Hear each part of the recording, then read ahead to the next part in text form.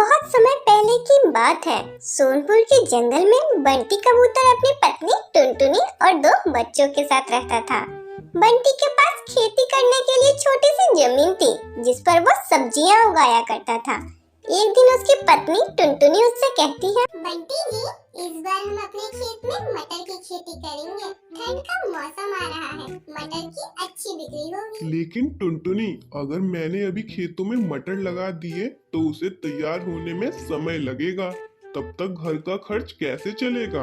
अगर मेरे पास थोड़ी और जमीन होती तो मैं हरी मटर उगाने के बारे में सोचता। अरे बंटी जी, मेरे पास जो गहने हैं ना, आप उसे बेच के थोड़ी और जमीन खरीद लो।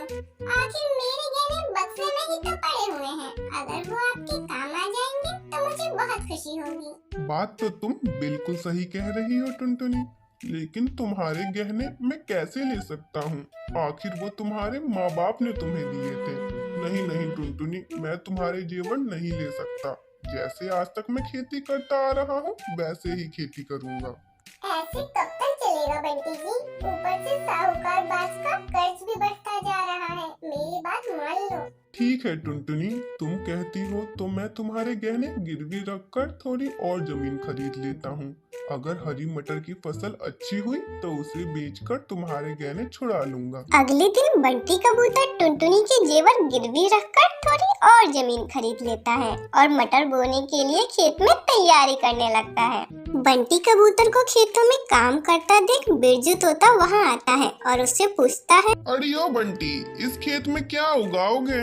बिरजू भाई, मैं अपने खेत में हरी मटर की खेती करूंगा। ये तो तुमने बहुत अच्छा सोचा है। मैं भी अपने खेत में हरी मटर उगा रहा हूँ। अभी भी मेरे पास बहुत सारे हरे मटर के बीज बचे हुए हैं। तुम चाहो तो उन्हें मुझसे खरीद कर अपने खेतों में बो दो। मैं तुम्हें बाजार से कम कीमत पर दूंगा। बिरजू तोता दूसरों की तरक्की देखकर हमेशा जलता रहता था। उसने बंटी को खराब मटर के बीज दे दिए। बंटी कबूतर अपने खेत में बिरजू से मटर के बीज खरीदकर बो देता है और खुशी खुशी अपने घर चला जाता है। कुछ दिनों के बाद जब वो अपने खेतों पर आकर देखता है तो उसके मटर के एक भी पौधे अभी तक नहीं उगे थे। ये सब देखकर बंटी कबूतर रोने लगता है और दुखी मन से अपने घर आ जाता है। क्या हुआ जी? आप क्यों रो रहे हो? हम बर्बाद हो गए टुनटुनी।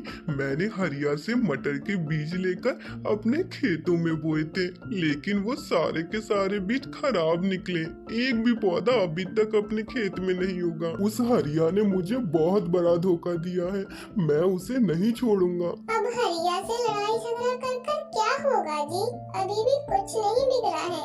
ये लो, मेरे पास मटर के थोड़े से बीज हैं। मैंने पिछले साल पके हुए मटर से निकाल कर इकट्ठा किया था। तुम इसे अपने खेतों में जाकर बो दो।